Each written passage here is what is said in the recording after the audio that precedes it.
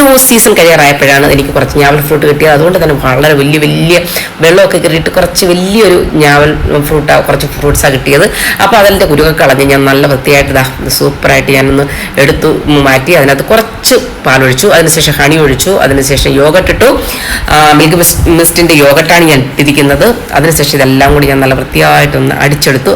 നല്ല കളറോട് കൂടി നല്ല അടിപൊളി കളറല്ലേ. അപ്പോൾ അത് ഞാനൊരു സെർവിങ് പാത്രത്തിലേക്ക് ഗ്ലാസ്സിലേക്ക് ഒഴിച്ചു.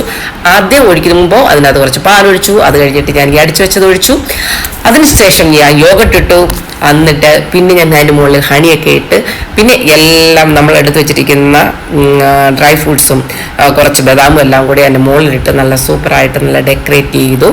അതിനുശേഷം ആദ്യം ഞാൻ കുറച്ച് ഞാവലെടുത്ത് അതൊന്ന് ചെറുതായിട്ടൊന്ന് പിഴിഞ്ഞെടുത്തിട്ടുണ്ടായിരുന്നു. അതിൻ്റെ കറക്റ്റ് കളർ കിട്ടാൻ ഒരു നല്ല ഒരു ബ്ലൂ